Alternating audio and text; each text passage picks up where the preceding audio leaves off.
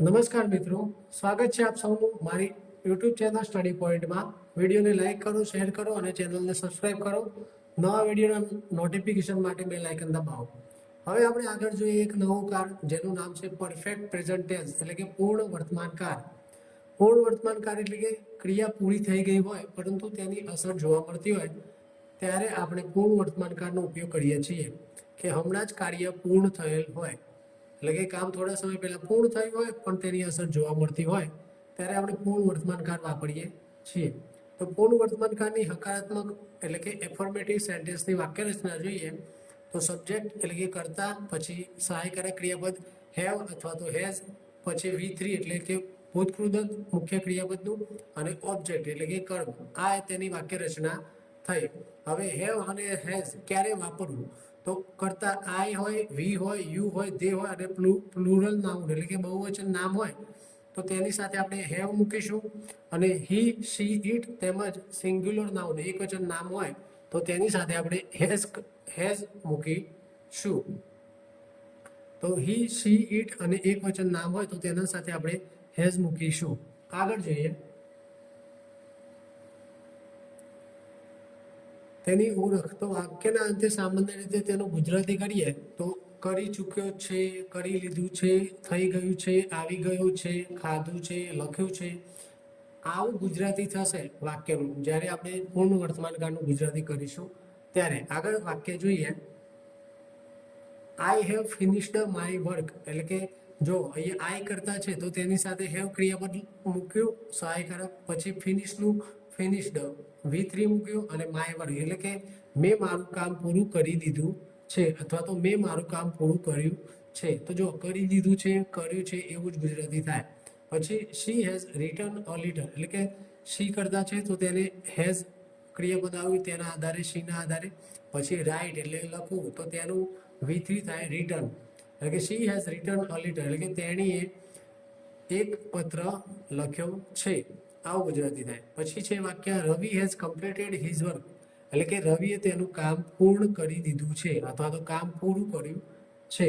તો રવિ એક વચન નામ છે તો તેના આધારે આપણે હેઝ ક્રિયાપદ મૂક્યું અને V3 મૂક્યું. પછી વાક્ય છે they have won the match એટલે કે તેઓ મેચ જીતી ગયા છે. તો અહીંયા જો દેના આધારે આપણે હેવ મૂક્યું અને વિન એટલે જીતવું તો તેનું V3 ફોર્મ વોન થાય તે આપણે મૂકેલું છે. પછી he has received this letter today એટલે કે તેને આ પત્ર આજે મળ્યો છે. આગળ વાક્ય છે this year we have bought a new shop એટલે કે આ વર્ષે અમે નવી એક દુકાન ખરીદી છે. તો એ વી કરતા આધારે હેવ, પછી બાયનું આપણે V3 ફોર્મ થાય બોટ, બરાબર. પછી વાક્ય છે someone has broken this chair. Someone એટલે કે કોઈકે આ ચેર તોડી છે એટલે ચેર ખુરશી તૂટેલી પડી છે તો તેની અસર દર્શાવે છે, બરાબર. તો એ સમવન છે તો સમવન આપણે એક વચન નામ તરીકે લઈએ છીએ તેટલા માટે સમવન સાથે એક વચનનું ક્રિયાપદ હેઝ આવે છે.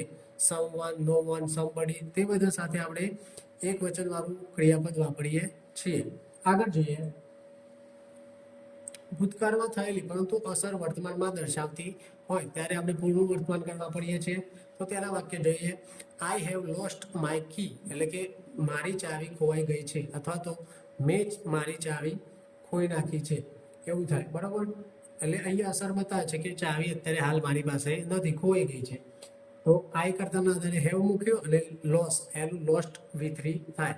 પછી જે she has broken her leg એટલે કે તેનો પગ ભાંગી ગયો છે. તો અહીંયા સી કરતાના આધારે હેઝ મૂક્યું અને બ્રેક એટલે તોડવું અથવા તો ભાગવું તો તેનું V3 ફોર્મ થાય બ્રોકન એટલે she has broken her leg એટલે તેનો પગ ભાગી ગયો છે. તો અહીંયા પગ ભાગી ગયો છે તો તેનું પેન થાય છે એટલે દર્દ થાય છે તો તે અસર વર્તાઈ રહી છે એટલા માટે આપણે પૂર્ણ વર્તમાન કાળમાં મૂકીશું. આગળ જોઈએ પરફેક્ટ પ્રેઝન્ટ ટેન્સના કારસૂચક શબ્દો. પ્રથમ છે જસ્ટ એટલે કે હમણાં, ઓલરેડી એટલે પહેલેથી, યટ એટલે કે હજુ સુધી. આ યટનો ઉપયોગ આપણે નકાર અને પ્રશ્નાર્થ વાક્યમાં કરીએ છીએ. યટનો ઉપયોગ હકાર વાક્યમાં થતો નથી. પછી છે એવર એટલે કે ક્યારે. એવર આપણે પ્રશ્નાર્થ વાક્યમાં વાપરીએ છીએ. પછી નેવર એટલે કે કદી નહીં અથવા તો ક્યારે નહીં તે આપણે નકાર વાક્યમાં વાપરશું. પછી લેટલી અને રિસેન્ટલી તેનો મતલબ થાય તાજેતરમાં. પછી છે so far, till now, until now, up to now, તેનો મતલબ થાય અત્યાર સુધી. ટુડે એટલે આજે, this week, this month, this year એટલે કે આ અઠવાડિયે, આ મહિને, આ વર્ષે. આ બધા શબ્દો થયા પરફેક્ટ પ્રેઝન્ટ ટેન્સના કાળસૂચક શબ્દો. આગળ આ શબ્દોના આધારે આપણે વાક્ય જોઈએ. ઓલરેડી એટલે કે પહેલેથી, સામાન્ય રીતે એફર્મેટિવમાં એટલે એફર્મેટિવ એટલે કે હકાર વાક્યમાં વાક્ય આપ્યું છે I have already completed my work એટલે કે મેં પહેલેથી મારું કામ પૂર્ણ કરી દીધું છે. તો અહીંયા આ હકાર વાક્ય રચના છે. પછી જો બીજું ખોટું ચોકડીનું નિશાન કરીને એક વાક્ય આપેલું છે I have already not completed my work. તો અહીંયા ઓલરેડી છે અને નકાર પણ આપેલું. તો ઓલરેડી જે શબ્દ છે તે નકાર વાક્યમાં આવતું નથી એટલે આ વાક્ય ખોટું ગણાય. પછી બીજું વાક્ય છે I have not completed my work yet. હા, આ વાક્ય સાચું છે કારણ કે જો અહીંયા નોટ છે અને નોટમાં આપણે નોટ એટલે કે નકાર વાક્ય છે અને નકાર વાક્યમાં આપણે યટનો ઉપયોગ કરી શકીએ છીએ. એટલે કે I have not completed my work yet એટલે કે મેં હજી સુધી મારું કામ પૂર્ણ કર્યું નથી. આગળ જોઈએ જસ્ટ એટલે કે હમણાં. તો હી હેઝ જસ્ટ લેફ્ટ એટલે કે તે હમણાં જ ગયો છે. તો અહીંયા હી કરતાના આધારે હેઝ મૂક્યું, જસ્ટ શબ્દ મૂક્યો અને પછી લેફ્ટ લીવ તેનું V3 ફોર્મ થાય લેફ્ટ એટલે કે તે હમણાં જ ગયો છે. આગળ વધીએ. યટ એટલે કે હજુ સુધી. યટ સામાન્ય રીતે નેગેટિવ અને ક્વેશ્ચન સેન્ટેન્સમાં વપરાય છે. અહીંયા પ્રથમ વાક્ય છે have you finished the work yet. શું તમે હજુ સુધી તમારું કામ પૂરું કર્યું છે અથવા તો કર્યું છે કે નહીં. એ રીતે આપણે પ્રશ્નાર્થમાં એટનો ઉપયોગ કરી શકીએ છીએ. આપણે વાત કરી હતી કે પ્રશ્નાર્થ વાક્ય બનાવવા માટે સૌ પ્રથમ વાક્યની શરૂઆત સહાયકારક ક્રિયાપદથી થાય. એટલા માટે અહીંયા જો યુ કરતા છે તો તેના આધારે આપણે હેવ થી વાક્યની શરૂઆત કરી. હેવ યુ ફિનિશ્ડ એટલે V3 ફોર્મ, પછી વર્ક અને યટ એ વધારાનો શબ્દ. તો એટ છે આપણે નકાર અને પ્રશ્નાર્થ વાક્યમાં વાપરીએ છીએ.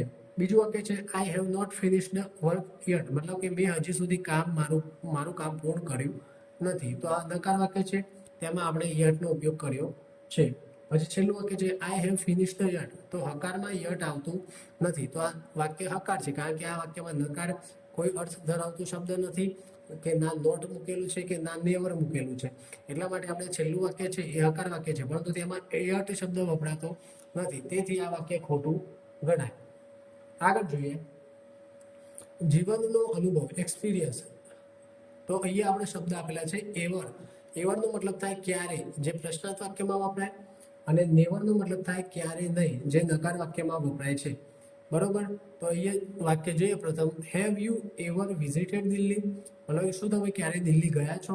તો અહીંયા પ્રશ્નાર્થ વાક્ય બનાવવાનું છે તો આપણે હેવ હેઝ સહાયકારક ક્રિયાપદથી શરૂઆત કરીશું અને અહીંયા કરતા યુ છે તો યુના આધારે આપણે હેવ મૂકીશું એટલે હેવ યુ પછી એવર શબ્દ મૂક્યો પછી વિઝિટનું વિઝિટેડ V3 ફોર્મ મૂક્યું અને દિલ્હી જ્યાં જવાનું છે ત્યાં તે સ્થળની વાત છે.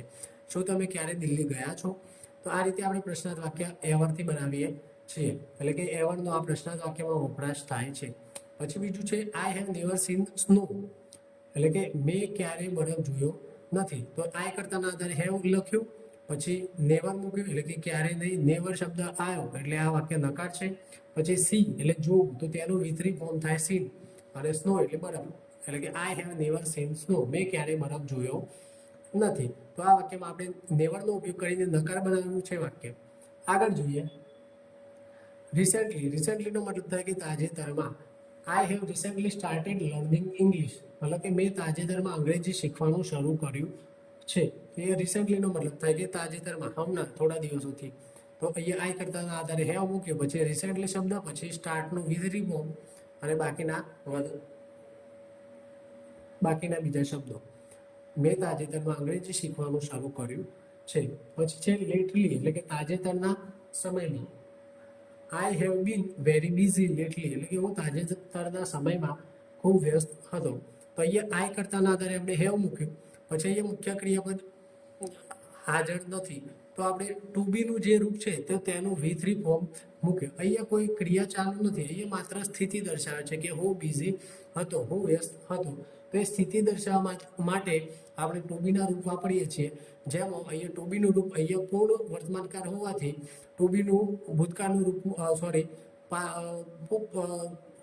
અહીંયા પૂર્ણ વર્તમાનકાળ હોવાથી આપણે ટુ બીનું ભૂતકૃદંત મૂકવાનું થાય એટલા માટે અહીંયા બીન મૂકેલું છે એટલે ટુ બીનું શું કહેવાય ભૂતકૃદંત થાય બીન, એટલા માટે I have been very busy લેટલી, એટલે કે હું તાજેતરના સમયમાં ખૂબ વ્યસ્ત રહ્યો છું.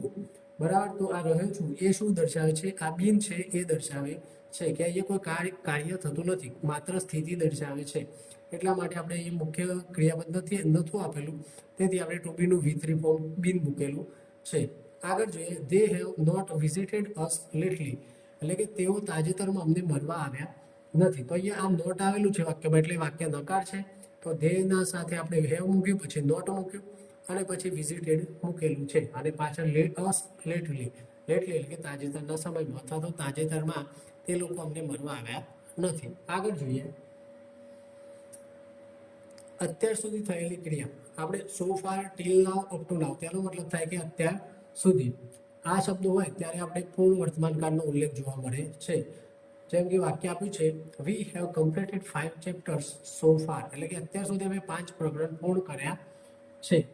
બરાબર, પછી બીજું વાક્ય છે, up to now nobody has complained, એટલે કે અત્યાર સુધી કોઈએ ફરિયાદ કરી નથી. તો જો આપણે આગળ વાત કરી હતી સમવન, નોબડી, તો તેની સાથે આપણે એક વચન હોવાથી તેની સાથે આપણે એક વચન વાળું સહાયકારક ક્રિયાપદ મૂકીએ છીએ. તો એ જો નોબડી આપેલું છે એટલે કોઈએ, આપણે કોઈને ઓળખતા નથી પણ કોઈની વાત થાય છે એટલે નોબડી એક વચન ગણવામાં આવતું નથી. નોબડી સાથે આપણે હેઝ મૂકેલું છે અને કમ્પ્લેનનું V3 ફોર્મ કમ્પ્લેન મૂકેલું છે કે અત્યાર સુધી કોઈએ ફરિયાદ કરી નથી. આગળ જોઈએ, ફોર અને સિન્સ. ફોર અને સિન્સનો મતલબ શું છે? તો સિન્સ એટલે કે ચોક્કસ સમય દર્શાવતો હોય, ચોક્કસ પોઈન્ટ ઓફ ટાઈમ દર્શાવતો હોય ત્યારે આપણે સિન્સનો ઉપયોગ કરીએ છીએ પૂર્ણ વર્તમાન કાળમાં. જેમ કે અહીંયા આપ્યું છે સિન્સ 2020, સિન્સનો મતલબ થાય થી, એટલે કે 2020 થી. પછી સિન્સ મંડે એટલે કે સોમવારથી. સિન્સ મોર્નિંગ એટલે કે સવારથી. પછી સિન્સ 5 o'clock એટલે 5 વાગ્યાથી. અહીંયા એવું લખેલું નથી સવારના 5 કે સાંજના 5, પણ એટલું લખેલું છે કે 5 વાગ્યાથી. તો જ્યારે આપણે એ રીતે દર્શાવવાનું હોય કે હું આટલા સમયથી આ કામ કરી રહ્યો છું, તો આપણે પૂર્ણ વર્તમાન કાળમાં સિન્સ જે ચોક્કસ સમય દર્શાવે છે તેનો ઉપયોગ કરીએ છીએ. અહીંયા વાક્ય આપ્યું છે, I have lived here since 2020, એટલે કે હું 2020થી અહીંયા રહું છું અથવા તો રહ્યો છું. તો અહીંયા આઈ કરતાના આધારે હેવ મૂક્યું, પછી લીવનું V3 ફોર્મ અને હિયર સિન્સ મૂક્યું. સિન્સ એટલે કે થી, એટલે કે 2020થી અહીંયા રહું છું. બીજું વાક્ય છે, he has worked in this company since 1990, એટલે કે તે આ કંપનીમાં 1990થી કામ કરી રહ્યો છે અથવા તો કામ કરે છે. બરાબર, તો જ્યારે આપણે સિન્સ પછી ચોક્કસ સમય દર્શાવેલો હોય ત્યારે આપણે સિન્સનો ઉપયોગ કરીશું. ફોર એટલે કે સમયગાળો. જ્યારે સમયગાળો ડ્યુરેશન દર્શાવવાની હોય ત્યારે આપણે પૂર્ણ વર્તમાન કાળમાં ફોરનો ઉપયોગ કરીએ છીએ. For 2 years, for 5 days, for a month, એટલે કે 5 દિવસથી, 2 વર્ષથી, 1 મહિનાથી, એ રીતનો મતલબ થાય. અહીંયા વાક્ય આપેલું છે, I have lived here for 2 years, એટલે કે હું અહીં 2 વર્ષથી રહું છું અથવા તો રહ્યો છું. તો આઈ કરતા સાથે હેવ મૂક્યું, પછી લીવડ કર્યું V3 ફોર્મ, પછી હિયર અને ફોર પછી સમયગાળો આપેલો છે. અહીંયા ટાઈમ ડ્યુરેશન આપેલું હોય છે ફોર પછી, જ્યારે સેન્સમાં ચોક્કસ સમય આપેલો હતો. અહીંયા એવું નથી કીધું કે છેલ્લા 2 વર્ષથી કે આટલા 2 વર્ષથી, એવું નહીં, માત્ર એટલું જ લખ્યું છે કે 2 વર્ષથી હું અહીંયા રહું છું, એટલે એક ટાઈમ ડ્યુરેશન દર્શાવેલું છે. પછી છે, he has worked in this company four 10 years, એટલે કે તે આ કંપનીમાં 10 વર્ષથી કામ કરે છે. તો 10 વર્ષથી કામ કરે છે તો કેટલા 10 મતલબ છેલ્લા 10 વર્ષથી કામ કરે છે કે શું, એવું કંઈ ઉલ્લેખ નથી. માત્ર એટલું તો દર્શાવે છે કે 10 વર્ષથી કામ કરે છે. એટલે આપણે એટલું યાદ રાખીશું, સિન્સ છે જે ચોક્કસ સમય હોય દર્શાવ્યો હોય ત્યારે આપણે સિન્સનો ઉપયોગ કરીશું, અને સમયગાળો દર્શાવેલો હોય ત્યારે આપણે ફોરનો ઉપયોગ કરીશું. આગળ વધીએ. બીજો નિયમ એવો છે કે જ્યારે ઇફ ક્લોઝમાં ભવિષ્યમાં કોઈ સમય પહેલા કામ પૂર્ણ થવાનું દર્શાવવું હોય ત્યારે ઇફ સાથે પરફેક્ટ પ્રેઝન્ટ વાપરી શકાય. એટલે કે ઇફ કન્ડિશન હોય ત્યાં આપણે પૂર્ણ વર્તમાનકાળ મૂકી શકીએ છીએ. અહીંયા આગળ લખ્યું છે કે ઇફ ક્લોઝ પરફેક્ટ પ્રેઝન્ટ હોય એટલે કે પૂર્ણ વર્તમાનકાળ હોય તો મેઇન ક્લોઝ એટલે મુખ્ય વાક્ય ખંડ છે તેમાં એક જ કાળ નહીં પણ સંદર્ભ પ્રમાણે ઘણા પ્રકારના મેઇન ક્લોઝ આવી શકે છે. મતલબ કહેવાય એવું માંગે છે કે ઇફ વાળું જે વાક્ય હોય તે જો પૂર્ણ વર્તમાન કાળમાં હોય તો સામે બીજું વાક્ય હોય મુખ્ય વાક્ય મેન ક્લોઝ કહેવાય, તે અલગ અલગ કાળ પ્રમાણે અલગ અલગ સંદર્ભ પ્રમાણે આવી શકે છે, જે અહીંયા નીચે મુજબ આપેલા છે. જો અહીંયા લખ્યું છે if clause plus perfect present, એટલે ઇફ વાળું જે વાક્યખંડ હશે તેમાં પૂર્ણ વર્તમાન કાળ હોય તો સામે વિલ પ્લસ V1 એટલે કે મુખ્ય ક્લોઝ હોય મેઇન ક્લોઝ, તેમાં વિલ પ્લસ V1 એટલે કે વિલ સાથે મૂળ ક્રિયાપદનું મૂળ રૂપ આવી શકે. પછી modal verb can may must એ આવી શકે. તેના પછી V1 આવે એટલે મોડલ વર્બ પછી હંમેશા મૂળ રૂપ જ આવે છે, તો અહીંયા modal verb can may must એ પણ આવી શકે. અથવા તો ઇમ્પેરેટિવ એટલે કે આજ્ઞાર્થ વાક્ય પણ આવી શકે, જેવા કે કોલ મી, સબમિટ, ઇટ, એ રીતે. આપણે આગળ જોઈએ એટલે ખબર વધારે પડશે. જોઈએ આગળ perfect present plus simple future. Will plus V1 એ આપણે સાદા ભવિષ્યકાળમાં જોયું હતું કે વિલ પ્લસ V1 વાક્ય રચના એ સાદા ભવિષ્યકાળની છે. તો અહીંયા શું કહે છે have has plus V3 if વાળું જે વાક્ય હોય ત્યાં જો પરફેક્ટ પ્રેઝન્ટનું વાક્ય બનતું હોય, પરફેક્ટ પ્રેઝન્ટની વાક્ય રચના બનતી હોય તો સામેનું વાક્ય હોય છે તેમાં આપણે સિમ્પલ ફ્યુચર બને છે. અહીંયા વાક્ય આપ્યું છે if they have completed the project we will celebrate, મતલબ કે જો તેઓએ પ્રોજેક્ટ પૂરું કર્યું હોય તો આપણે ઉજવણી કરીશું. તો એ જો ઇફ કન્ડિશન માટે આપણે ઇફ મૂકેલું છે, પછી દે કરતા, પછી દે છે તો તેના આધારે આપણે હેવ સહાયકારક ક્રિયાપદ મૂક્યું અને કમ્પ્લીટેડ V3.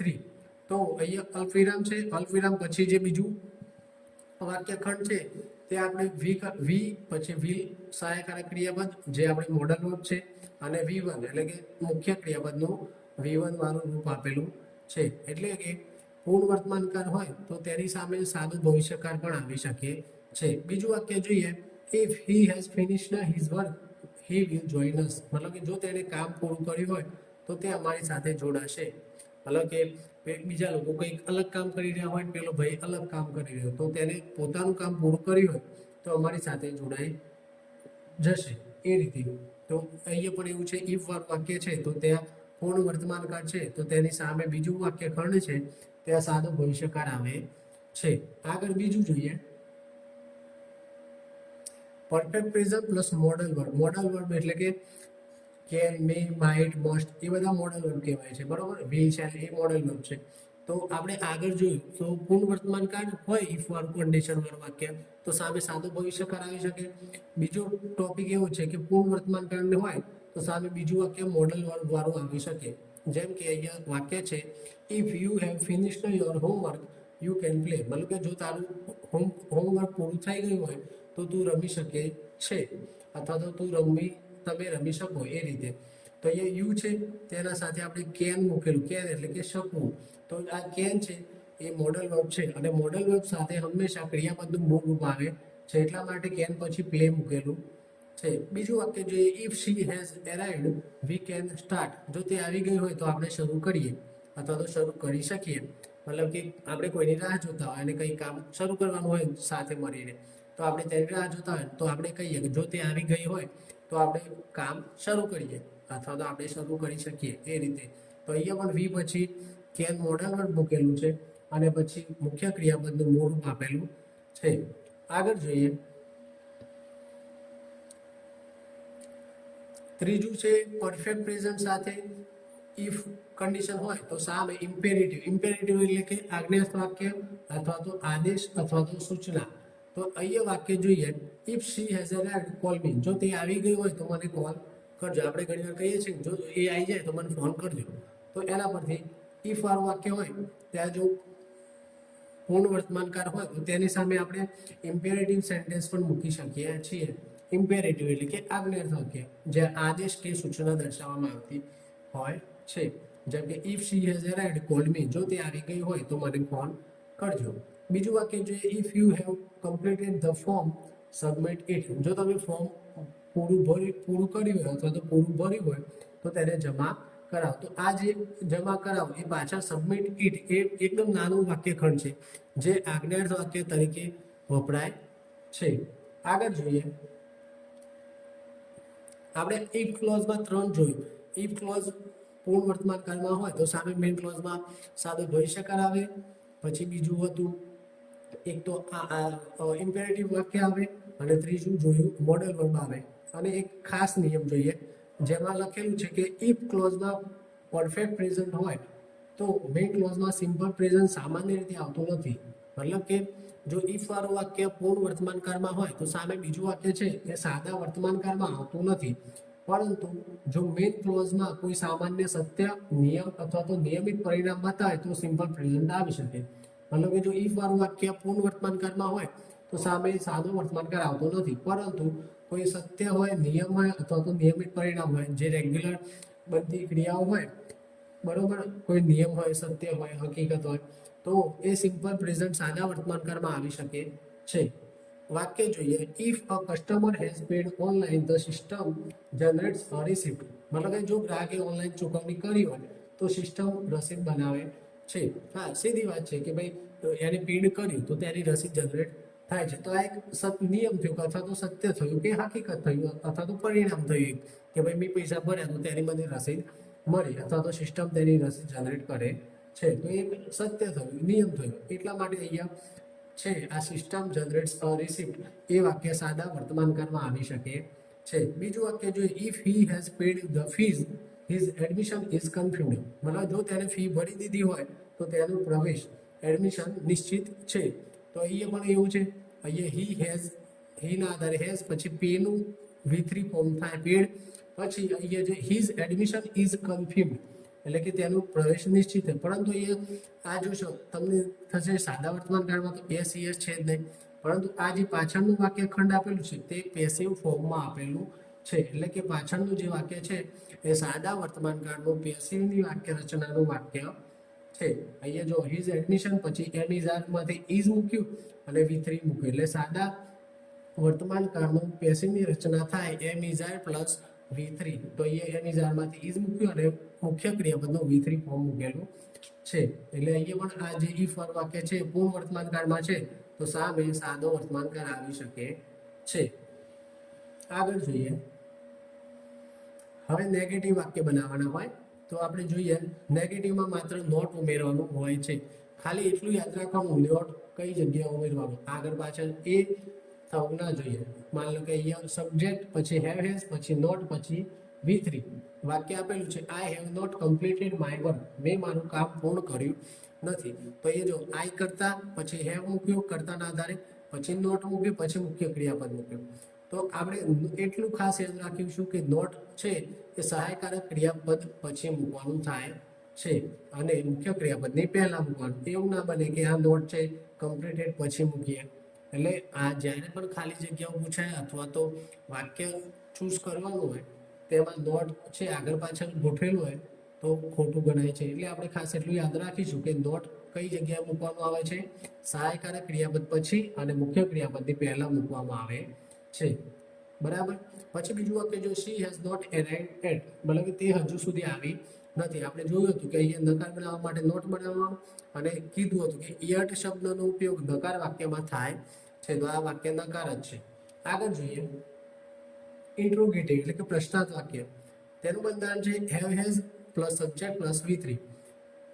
તો આપણે કીધેલું છે કે પ્રશ્નાર્થ વાક્ય બનાવવા માટે સહાયકારક ક્રિયાપદથી વાક્યની શરૂઆત થવી જોઈએ. તો અહીંયા જો સહાયકારક ક્રિયાપદ હેવ અથવા તો હેઝ પછી સબ્જેક્ટ એટલે કર્તા અને મુખ્ય ક્રિયાપદનું V3 ફોર્મ આવવું જોઈએ.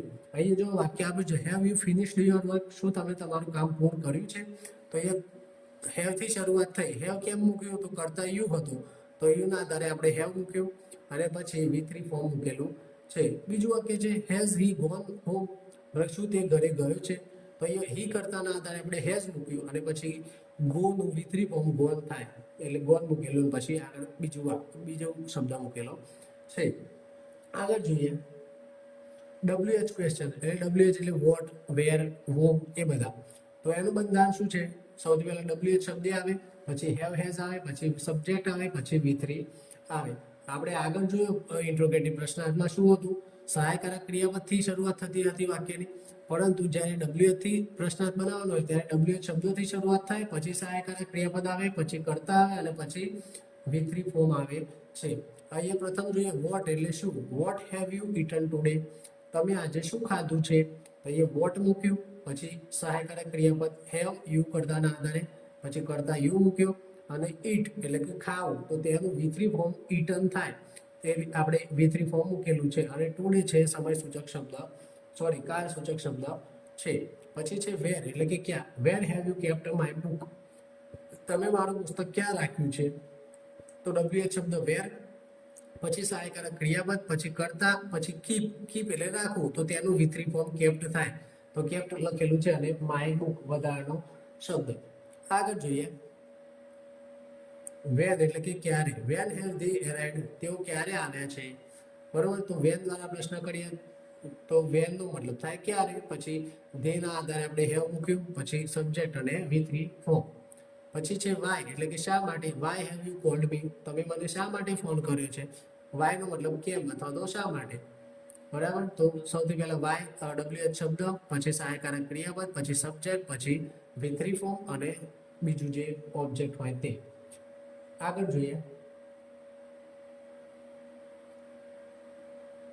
હુ એટલે કે કોણ, who has broken the window, તો બારી કોણે તોડી છે, તો અહીંયા WH શબ્દ, પછી સહાયકારક ક્રિયાપદ, પછી એ સબ્જેક્ટ આવશે નહીં, કારણ કે હુ છે એ કરતા શોધવા માટે પ્રશ્ન હુથી થાય છે, એટલા માટે અહીંયા કરતા આવતો નથી. એટલે હુ હેઝ બ્રોકન એટલે હુ, પછી સહાયકારક ક્રિયાપદ, પછી મુખ્ય ક્રિયાપદ અને અન્ય શબ્દો.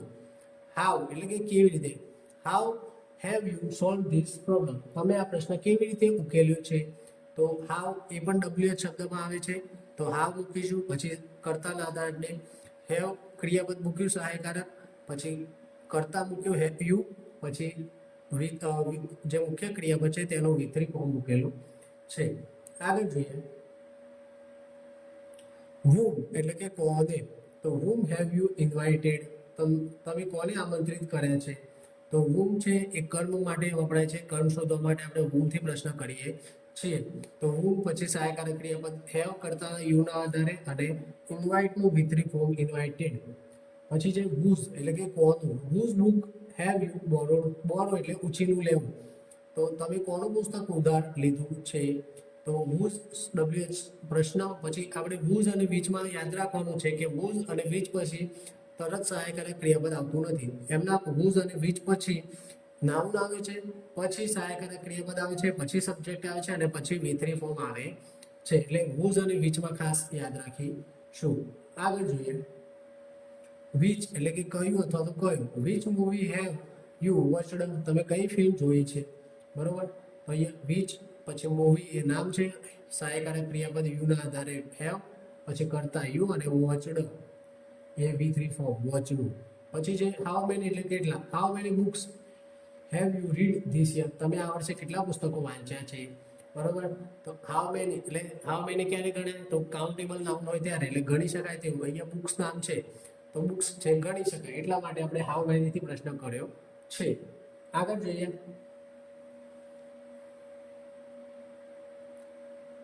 હાઉ મચ એટલે કે કેટલું, હાઉ મચ છે એ અનકાઉન્ટેબલ નાઉન માટે વપરાય છે, જે આપણે ગણી શકતા નથી. વાક્ય આપેલું છે how much money have you spent, તમે કેટલા પૈસા ખર્ચ્યા છે, તો અહીંયા હાઉ મચ WH શબ્દ, પછી મની જે નાઉન છે, પછી હેવ જે કર્તાના આધારે સહાયકારક ક્રિયાપદ, પછી કરતા, અને સ્પેન્ડનું V3 ફોર્મ થાય સ્પેન્ટ, V3 ફોર્મ છે સ્પેન્ટ. પછી છે how much water has the plant absorb, absorb એટલે શોષવું, તો છોડે કેટલું પાણી શોષી લીધું છે, બરાબર. તો હાઉ મચ પછી વોટર નામ, પછી ધ પ્લાન્ટના આધારે આપણે ધ પ્લાન્ટ એક છે, એક વચન છે, એટલા માટે તેના આધારે સહાયકારક ક્રિયાપદ હેઝ એક વચન વાળું મૂકીએ, અને પછી એબ્ઝોર્બનું એબ્ઝોર્બ V3 ફોર્મ મુકાય છે. આગળ વધીએ WH નેગેટિવ, આપણે WH જોયા, હવે WH નેગેટિવ જોઈએ. સૌથી પહેલા જોયા નેગેટિવ, પછી પ્રશ્નાર્થ જોયા, પછી WH જોયા, અને હવે WH નેગેટિવ. એટલે WH માં શું કરવાનું, જેમ WH વાળું છે તેમ જ ખાલી માત્ર વચ્ચે નોટ મૂકવાનું આવે છે. નોટ કઈ જગ્યાએ મૂકવાનું એ ખાસ યાદ રાખવાનું. તો એનું બંધારણ છે WH શબ્દ, પછી સહાયકારક ક્રિયાપદ હેવ અથવા has, plus subject, plus not, plus V3. Why have you not finished your homework yet, તમે હજુ સુધી હોમવર્ક કેમ પૂર્ણ કર્યું નથી, તો એ જો WH શબ્દ, પછી સહાયકારક ક્રિયાપદ કરતા યુના આધારે, પછી નોટ મૂકેલું છે, સબ્જેક્ટ પછી નોટ મૂકેલું છે અને પછી V3 ફોર્મ મૂકેલું છે અને બાકીના બીજા શબ્દ જે વધારાના શબ્દો આવતા હોય તે, બરાબર. તો અહીંયા ખાસ યાદ રાખીશું સબ્જેક્ટ પછી નોટ આવે છે. પછી બીજું વાક્ય છે where has he not gone, તે ક્યાં ગયો નથી. બરોબર, આપણે જનરલી પૂછે તે ક્યાં ગયો છે, પણ આમ પૂછીએ નકાર બનાવે છે એટલા માટે નોટ ઉમેરીએ એટલે કે તે ક્યાં ગયો નથી. બરાબર, તો અહીંયા હી કરતા ના વધારે હેઝ મૂકેલું છે અને બાકી ગોનું V3 ફોર્મ ગોન અને નોટ ઉમેર્યું છે નકારમાં. આગળ જોઈએ, what has she not return in the notebook, તેને નોટબુકમાં શું લખ્યું નથી. આમ તો પૂછીએ કે તેને નોટબુકમાં શું લખ્યું છે, પણ આ તો નકાર બનાવવાનું છે એટલે આપણે નોટ મૂકીને એ રીતે પ્રશ્ન કરી શકીએ કે તેને નોટબુકમાં શું લખ્યું નથી. અહીંયા આપણે હેઝ પછી શી અને નોટ મૂકીએ તેની હેઝન્ટ લખી શકીએ છીએ, શોર્ટ ફોર્મ આવે છે, જે રીતે વિલ નોટનું વોટ થાય છે, બરોબર, એમ નોટનું આર્ટ થાય છે, આર નોટનું આર્ટ થાય છે, એ રીતે અહીંયા હેવ હેઝનું હેઝન્ટ અથવા તો હેવન્ટ થાય છે. એટલે what hasn't she return in the book, એ રીતે શોર્ટ ફોર્મ લખી શકાય છે. પછી when have they not aired, તેઓ ક્યારે આવ્યા નથી, તો તેની જગ્યાએ આપણે વેનની જગ્યાએ વાય છે, વાય હેવ ધે નોટ એરેડેડ, તેઓ હજુ સુધી કેમ આવ્યા નથી. વાય વધારે સુટેબલ લાગે છે, પરંતુ આપણે તો કેવું કે WH થી પ્રશ્ન કરવાના છે અને શીખવાનું છે અને જોવાનું છે, એટલા માટે આપણે દરેકે દરેક WH શબ્દથી સેન્ટેન્સ બનાવેલા છે. પછી આગળ જે who has not taken my mobile, મારો મોબાઈલ કોણે લીધો નથી. આમ તો કે મારો મોબાઈલ કોણે લીધો છે એમ કઈ પ્રશ્ન કરીએ, પણ અહીંયા નકાર છે એટલા માટે આવો મિનિંગ થાય છે. તો અહીંયા હું છે કરતા માટે વપરાય છે એટલે કરતા અહીંયા આપેલો નથી, એટલે કરતા WH પછી સીધો સહાયકારક ક્રિયાપદ અને પછી સબ્જેક્ટ નથી આવતો અને સીધું નોટ આવે છે અને મુખ્ય ક્રિયાપદનું V3 ફોર્મ આવે છે. પછી છે how has she not improved her English, તેણે પોતાની અંગ્રેજી કેવી રીતે સુધારી નથી. અથવા તો અહીંયા પણ જો હાઉની જગ્યાએ આપણે વાય વાપરી શકીએ, વાય વધારે સુટેબલ લાગે છે. Why has she not improved her English, તેને શા માટે તેની અંગ્રેજી સુધારી નથી. બરાબર, એમ આગળ જોઈએ, whom have you not invited to the party, તમે પાર્ટીમાં કોને આમંત્રિત કર્યા નથી. બરાબર, તો એ whom છે એ કર્મ શોધવા માટે વપરાય છે. તો whom મૂક્યું, પછી કરતા યુ ના આધારે હેવ મૂક્યું, પછી કરતા પછી નોટ નકાર માટે અને ઇન્વાઇટેડ નો V3 ફોર્મ ઇન્વાઇટનું પછી ટુ ધ પાર્ટી વધારાના શબ્દો. પછી whose car has he not borrowed, તેને કોની કાર ઉધાર લીધી નથી અથવા તો માગીને લાવ્યો નથી. તો એ પણ અહીંયા whose અને whichમાં ખાસ યાદ રાખવાનું છે આપણે કે વચ્ચે ખાલી નાઉન આવે છે, whose અને which પછી સહાયકારક ક્રિયાપદ આવે છે. આગળ છે which subject has she not chosen, એટલે તેને કયો વિષય પસંદ કર્યો નથી. તો એ which WH શબ્દ પછી નાઉન છે સબ્જેક્ટ, પછી શી કરતા છે તો તેના આધારે હેઝ સહાયકારક ક્રિયાપદ, પછી હેઝ પછી કરતા શી, પછી નોટ અને ચૂઝ એટલે પસંદ કરો તો તેનો V3 ફોર્મ થાય ચૂઝન. પછી છે how much money have you not saved this year, તમે આ વર્ષે કેટલા પૈસા બચાવ્યા નથી. બરાબર, તો હાઉ મચ મની માટે આપણે અનકાઉન્ટેબલ નાઉન હોવાથી હાઉ મચનો ઉપયોગ કરીશું. પછી યુના આધારે હેવ અને નકાર માટે નોટ અને સેવનું સેવ્ડ V3 ફોર્મ થાય. પછી જોઈએ why have you not saved much money this year, એટલે કે આ જે હાઉ મચ વાળું વાક્ય છે, how much money have you not saved this year, તમે આ વર્ષે કેટલા પૈસા બચાવ્યા નથી, તેની જગ્યાએ આપણે વાયથી પ્રશ્ન કરીએ તો વધારે સરસ લાગે છે કે શા માટે તમને વધારે પૈસા બચાવ્યા નથી આ વર્ષે. એ રીતે વાયનો મતલબ થાય કેમ અથવા તો શા માટે. બરાબર, તો વાય હેવ નોટની જગ્યાએ આપણે હેવન્ટ પણ મૂકી શકીએ કે why haven't you saved much money this year, એ રીતે. પછી જોઈએ how much milk has the baby not drunk, બાળકે કેટલું દૂધ પીધું નથી.